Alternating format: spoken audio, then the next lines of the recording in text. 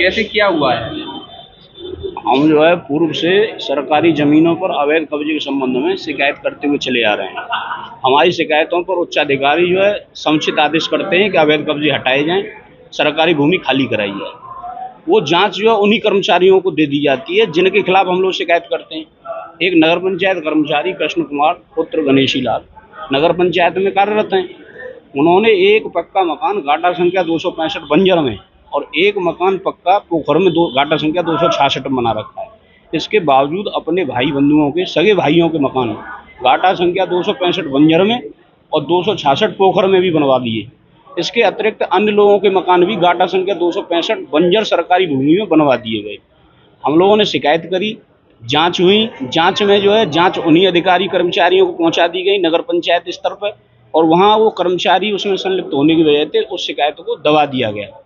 हमने उसकी आख्या रिपोर्ट मांगी, इसमें क्या हुआ कोई जानकारी नहीं दी गई। पिछले तहसील दिवस में हमने एडीएम साहब के सामने भी प्रार्थना पत्र दिया था, उस पर भी समुचित आदेश हुआ, लेकिन उसका भी आज तक कोई निस्तारण नहीं हुआ। अब किसको दिया? आज डीएम साहब आए थे, हमने अपनी शिकायत घाटा संख्या 265 बंजर व घाटा संख्या 266 पोखर पर किए गए अवैध कब्जे, जो कि सरकारी कर्मचारी द्वारा ही किया गया है और अपने भाइयों द्वारा कराया गया है।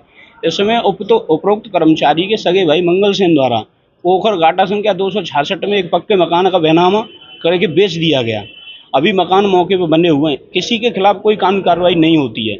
नगर पंचायत इजलास ने पिछली बार 3 बार जो है नगर पंचायत इजलास ने घाटा संख्या 265 में लोगों को जो है नोटिस इश्यू किए, लेकिन इन्होंने नोटिसों को भी कोई कार्रवाई नहीं होने दी, उसको दबा दिया। अब क्या आश्वासन मिला है? अब डीएम साहब ने ये कहा है कि अब हम इसकी जांच जो है जिला स्तरीय टीम गठित कर रहे हैं और जिला स्तर से जांच कराएंगे। यहाँ हम किसी को जांच नहीं देंगे और जांच निष्पक्ष रूप से कराई जाएगी और जो भी इसमें संलिप्त होगा उसके खिलाफ कार्रवाई होगी। कार्रवाई क्यों नहीं हो पा रही है? कौन लोग हैं? कार्रवाई इस वजह से नहीं हो पा रही साहब कि नगर पंचायत के कर्मचारियों का खुद जो सरकारी भूमि, बंजर भूमि और पोखरों पर कब्जा है, और उसके बावजूद आज तक कर्मचारी के खिलाफ जो है कोई भी कार्रवाई नहीं होती है, क्योंकि यहाँ से आदेश होके जाता है, ईओ नगर पंचायत इजलास से साठगांठ करके उसको दबा लिया जाता है। वहाँ से रिपोर्ट लग जाती है कि संपत्ति नगर उसकी तहसील इजलास की है, वहाँ से कार्रवाई होगी। जब तहसील में हम जो है पता करते हैं क्या हो रहा है साहब, क्यों नहीं हो रहा है इसमें, तो बोलते हैं संपत्ति नगर पंचायत इजलास की है।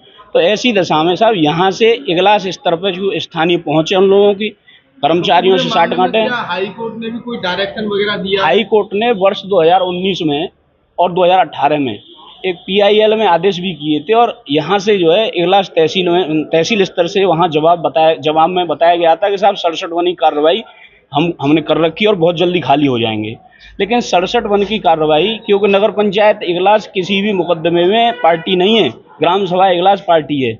और 67 वन की कार्रवाई में एक दिशा निर्देश कोर्ट का है, इतने महीने तक 67 वन की ऐसा कोई आदेश नहीं था। एक्सपीडियसली का आदेश था कि जल्दी से जल्दी निस्तारण कर देंगे, लेकिन कोर्ट का एक आदेश है 67 वन की कार्रवाई इतने दिनों में सुनिश्चित की जाए। हाँ, वो आदेश है, 67 वन के लिए प्रोविजन है, लेकिन फिर भी ये कोर्ट के आदेशों की अवहेलना कर रहे हैं। ये जानबूझ के साथ अवहेलना की जा रही है, क्योंकि इसमें सरकारी कर्मचारी इन्वॉल्व हैं, मोटा पैसा कमाया जा रहा है, करोड़ों रुपए बेनामी हो रहे हैं। शिकायत वगैरह कर रहे हैं? हमें 3-4 साल से लगातार शिकायत कर रहे हैं, लेकिन शिकायत का परिणाम ये होता है कि उच्चाधिकारी आदेश करते हैं कि खाली करवाया जाए, जांच कराई जाए, लेकिन जांच उन्हीं कर्मचारियों पर पहुंच जाती है जिनका इसमें संलिप्त है पूरी तरीके से। कितने करोड़ रुपए की संपत्ति, सरकारी संपत्ति लोगों ने घेर रखी है?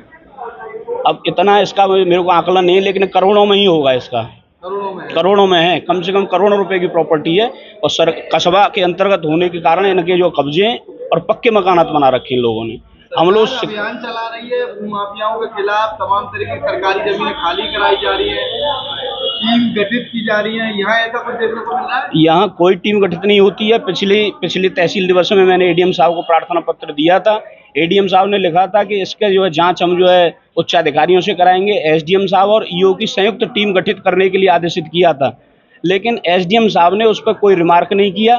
तहसीलदार साहब ने उस पर रिमार्क कर दिया, नायब तहसीलदार साहब के लिए और ईओ के लिए, और वो भी जांच अभी तक कुछ नहीं हुई, उसका भी कोई रिजल्ट नहीं हुआ। यानी एसडीएम साहब ने उस पर कलम तक नहीं मारना उचित समझा, और न कोई टीम गठित की और न मौके पर कोई गया इंस्पेक्शन करने।